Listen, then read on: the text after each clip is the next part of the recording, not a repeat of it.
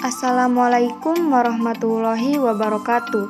Perkenalkan, nama saya Aidatul Islahiyah dengan NIM 12010300014 dari kelas IAT 3A.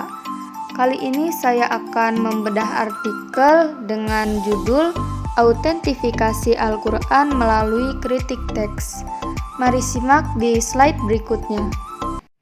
Baik, di sini saya akan membedah sebuah artikel dari Jurnal Al-Bayan, yaitu Jurnal Studi Ilmu Al-Quran dan Tafsir, volume 6, nomor 1, edisi 2021. Saya akan membedah artikel ini dimulai dari judul sampai dengan metode penelitian. Baik, langsung saja yang pertama yaitu judul. Judulnya adalah Autentifikasi Al-Quran melalui kritik teks dalam kurung kajian atas Ageless Quran Timeless Text, a visual study of Surah 17 across 14 centuries and 19 manuscripts. Yang kedua yaitu penulis atau pengarang.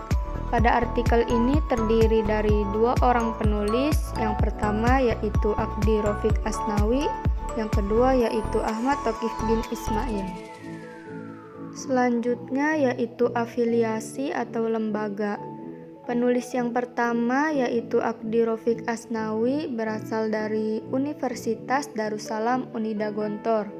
Lalu penulis yang kedua, Ahmad Thaqif bin Ismail, berasal dari Universiti Teknologi Mara. Struktur yang keempat dalam sebuah artikel yaitu ada abstrak. Pada artikel ini, abstrak terdiri dari dua bahasa, yaitu bahasa Inggris dan bahasa Indonesia. Dalam abstrak terdapat struktur yang pertama yaitu latar belakang. Pada teks ini sudah saya beri tanda berwarna merah, itu termasuk ke dalam latar belakang. Jadi latar belakangnya yaitu sudah sejak lama kajian teks itu terus dilakukan, terutama terhadap validitas teks Al-Quran. Di era permulaan Islam, para sarjana sudah menggunakan metode kritik teks dalam mengkaji manuskrip Al-Quran. Namun penerapannya seringkali menuai kritik karena berasal dari studi teks Bible. Padahal prinsip kritik teks ini telah dipakai oleh para sahabat Nabi meski istilah kritik teks belum muncul. Selanjutnya, struktur abstrak yang kedua yaitu tujuan penelitian. Pada artikel ini yaitu berusaha melacak sejauh mana penerapan kritik teks Al-Azami yang meneliti 18 manuskrip Al-Quran tertuang dalam karyanya Ageless Quran Timeless Text, a visual study of Surah 17 across 14 centuries and 19 manuscript. Selanjutnya yaitu terdapat metode penelitian. Pada artikel ini metode yang digunakan yaitu metode deskriptif dengan cara menganalisis karya Al-Azami. Struktur selanjutnya yaitu hasil dan pembahasan.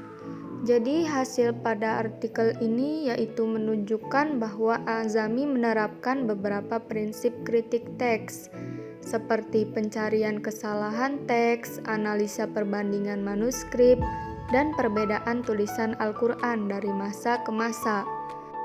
Namun, Al-Azami tidak mengajukan perbaikan teks atau menerbitkan edisi kritis Al-Quran, sebagaimana efek penerapan kritik teks pada Bible. Nah, keunikan kajian Al-Azami ini terletak pada visualisasi proses kritik teks. Lalu, struktur abstrak yang terakhir yaitu kesimpulan. Jadi, artikel ini menyimpulkan bahwa penelitian mengenai manuskrip Al-Quran menggunakan prinsip-prinsip kritik teks itu dapat membuktikan keaslian Al-Quran. Selanjutnya, struktur artikel setelah abstrak yaitu kata kunci. Kata kunci di sini memiliki 4 kata, yaitu kritik teks, manuskrip Al-Quran, Al-Azami, dan validitas. Tetapi kekurangan pada artikel ini, kata kunci tidak disusun sesuai dengan alfabet. Seharusnya jika ingin disusun sesuai alfabet yaitu Al-Azami, lalu kritik teks, manuskrip Al-Quran, dan terakhir validitas. Dalam artikel, struktur setelah kata kunci yaitu terdapat pendahuluan. Di dalam pendahuluan tentu memiliki beberapa struktur. Pada artikel ini yang pertama yaitu latar belakang. Latar belakangnya adalah kalangan outsider masih bertanya-tanya mengenai keaslian Al-Quran.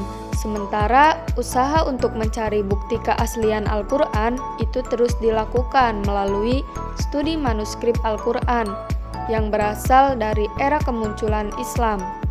Manuskrip tersebut dianggap bukti teks Al-Quran tertua yang sangat penting untuk diteliti. Akibat kemajuan teknologi akan mendorong kritik teks dalam kajian manuskrip Al-Quran berkembang lebih jauh di masa depan. Baik, selanjutnya yaitu ada penelitian terdahulu. Pada artikel ini, penelitian terdahulu terdapat pada paragraf 2 dan paragraf terakhir. Dalam paragraf 2 yaitu salah satu kajian kontemporer pada manuskrip Al-Quran era permulaan Islam dilakukan oleh Muhammad Mustafa Al-A'zami. Kajiannya telah membuktikan konsistensi teks Al-Quran dari masa ke masa. Lalu pada paragraf terakhir, penelitian terdahulu mengenai kajian A'zami terhadap manuskrip Al-Quran telah dilakukan oleh Asnawi pada tahun 2019. Namun, Asnawi hanya mendeskripsikan metodologi yang dipakai oleh A'zami tanpa memaparkan penerapan kritik teks di dalamnya. Sedangkan penggunaan kritik teks dalam studi manuskrip Al-Quran telah dijelaskan oleh Asnawi pada tahun 2020, oleh Smal pada tahun 2011, Armas dan Hidayat pada tahun 2006 dan Bellamy pada tahun 2006. Namun, mereka belum membahas penerapannya dalam kajian A'zami. Setelah penelitian terdahulu, lalu selanjutnya terdapat posisi penelitian. Pada artikel ini, posisi penelitian terdapat pada paragraf ketiga yaitu penerapan kritik teks terhadap Al-Quran telah menuai penolakan karena menghasilkan keraguan. Pendekatan ini juga ditolak karena ia muncul problematika studi Bible yang tidak sesuai bila diaplikasikan pada Al-Quran. Walaupun demikian, A'zami mengakui bahwa metode kritik teks hampir sama dengan metode pada sarjana muslim di abad-abad permulaan dalam menentukan keaslian dokumen. Selanjutnya terdapat metode penelitian.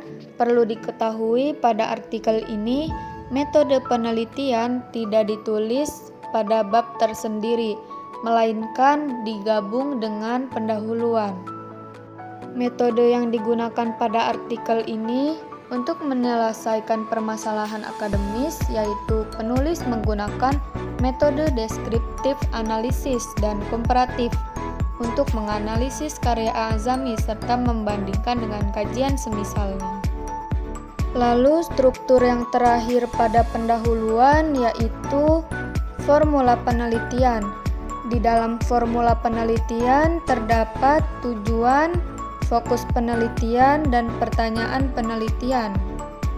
Pada artikel ini, formula penelitiannya yaitu artikel ini hendak menguraikan apakah kritik teks juga digunakan oleh A'zami dalam mengkaji manuskrip Al-Quran.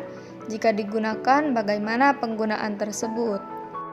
Yang terakhir, diharapkan artikel ini dapat menawarkan metode penggunaan kritik teks dalam studi Al-Quran yang tidak menimbulkan efek negatif dan berujung penolakan.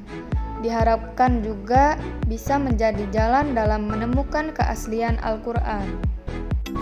Baik, itu saja yang dapat saya sampaikan dalam membedah artikel.